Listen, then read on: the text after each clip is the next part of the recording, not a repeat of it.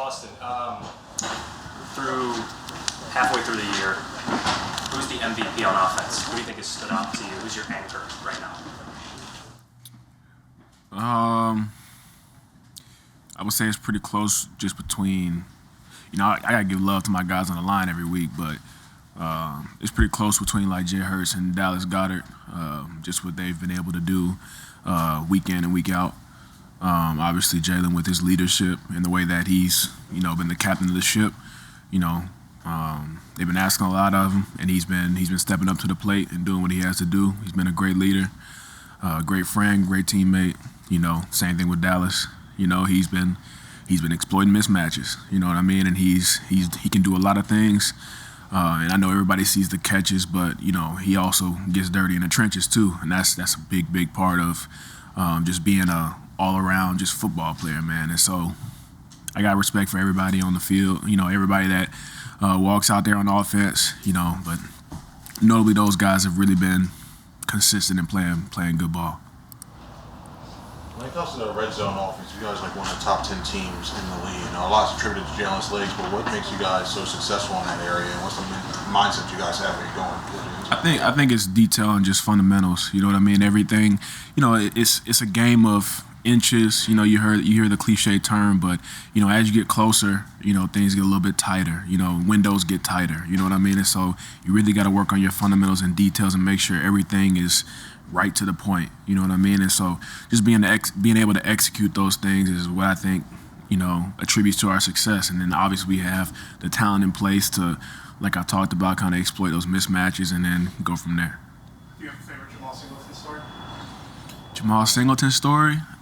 I got a lot of respect for that dude, man. He honestly, he's been a great coach, been a great friend, been a great mentor, motivator. You know what I mean? And it's been really cool to get to know him in the short time that we've been together. But I'm excited for him. He has a lot of great qualities. As a coach. And I can see him honestly being. He's a great dude. He's a great dude for sure. So, I know that he's locked in every single day. He's committed to getting better. He's committed to, progress, and he's also a technician, which is, kind of the MO of this coaching staff and, what we want to be as an offense. So he's very detailed, and I really appreciate it. Does his Air Force background come up at all? Yeah, he talks about it every once in a while, but you could definitely see it in the way that everything is just very to the point, very detailed, very structured, and that's helped us out a lot. Yeah. Awesome. When you look at the Chargers' run defense, they're last in the league. They give up like 5 yards a carry. As a running back, obviously you're probably licking your chops and everything, but are there things that you have to guard against when going up a team like that? Yeah, I think. At the end of the day, this is the NFL, you know what I mean? And so as, the coaching staff looks at their strengths, but they also look at their weaknesses, you know what I'm saying? And I'm sure the defense is looking at, okay, what's going on here? Why have we been giving up this much?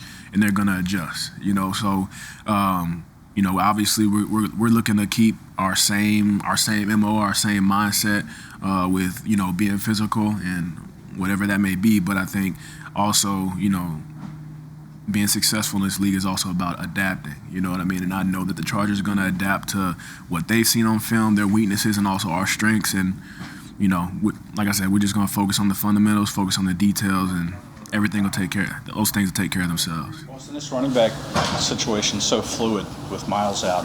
How do you go about kind of finding your niche when that's the case? Just doing whatever's asked of you. You know what I mean? I feel like we all can do whatever's asked, whether that's protect, whether that's catching the ball, whether that's running the ball. We can do whatever. So it's just kind of situational.